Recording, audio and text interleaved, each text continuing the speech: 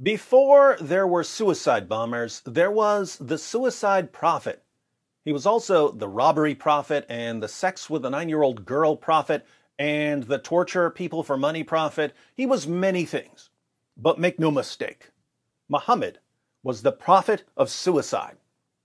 Oddly enough, his followers never seemed to know this, just as they never seemed to know anything about him apart from the filtered, sanitized, and sterilized information they get from their lying scholars and apologists.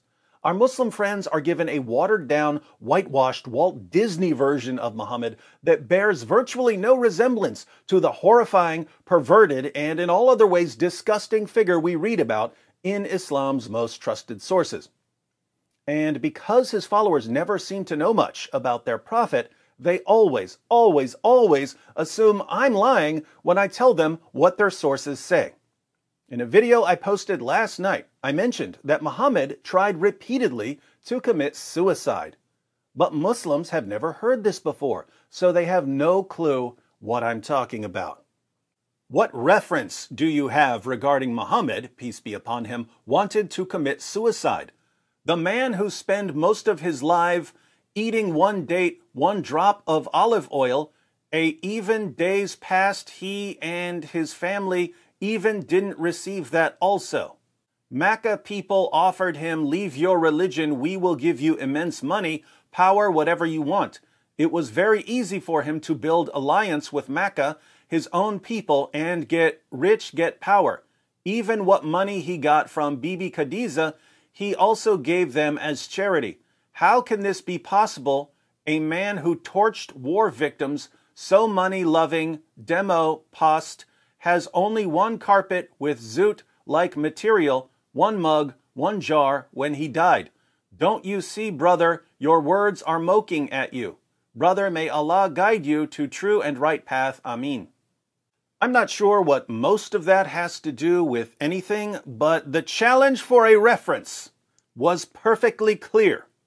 So, where do Islam's most trusted sources say that Muhammad tried to kill himself?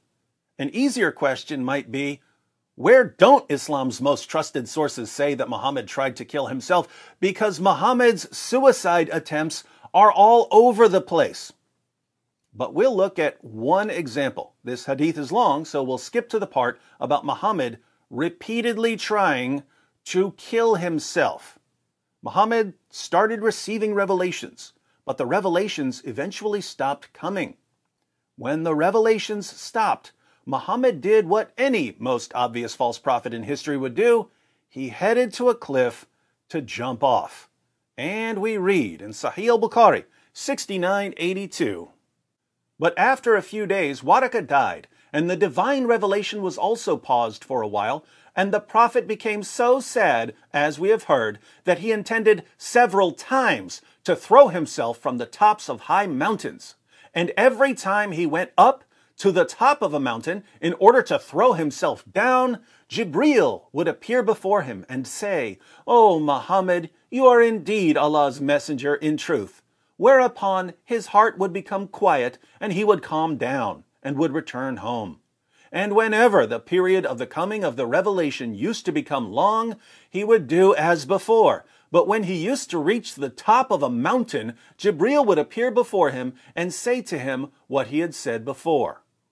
Notice a few things from this passage. The first time the revelations stopped, he intended several times to throw himself from the tops of high mountains. He didn't head for the mountains just once, he headed for them repeatedly. But every time he went up to the top of a mountain in order to throw himself down, Jibreel would appear before him and say, "O Muhammad, you are indeed Allah's messenger in truth." So the angel Gabriel had Muhammad on suicide watch. He had to talk Muhammad away from the edge of the cliff over and over and over. And there were other times when Muhammad would stop getting revelations for a while. What would Muhammad do? And whenever the period of the coming of the revelation used to become long, he would do as before. But when he used to reach the top of a mountain, Jibreel would appear before him and say to him what he had said before. So, Every time Gabriel stops bringing revelations to Muhammad, Muhammad climbs a mountain in order to kill himself. And Gabriel has to rush to the mountain to calm Muhammad down. Do you know what this sounds like? It sounds like one of those ex-boyfriends who calls up his ex-girlfriend and says, "If you don't come back to me, I'm going to kill myself. I can't live without you. You get over here right now or I'll blow my brains out. I'll do it, I swear." That's exactly what Muhammad sounds like. "Gabriel, if you keep ignoring me, I'm going to go jump off that cliff. I'll do it, I swear." How mentally stable is this man? Muslims, of all the prophets in all of history, you're going with the guy who headed to the nearest cliff whenever he didn't get his way? This is the guy you trust to tell you everything you need to know about the creator of the universe? This man belonged in a mental hospital. And there's more. Because Muhammad wasn't just suicidal when that demon masquerading as the angel Gabriel didn't call or text him for a few days. He was suicidal before he started receiving revelations, and he was suicidal when he started receiving revelations because he thought he was demon-possessed. So, before he was getting revelations, he was suicidal. When he was getting revelations, he was suicidal. When he stopped getting revelations, he was suicidal.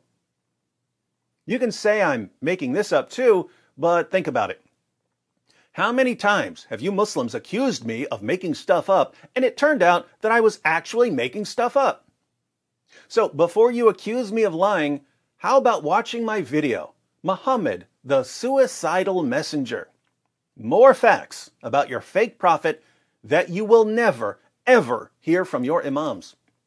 But you'll hear them from me, because unlike your imams, I want you to know the truth about your fake prophet.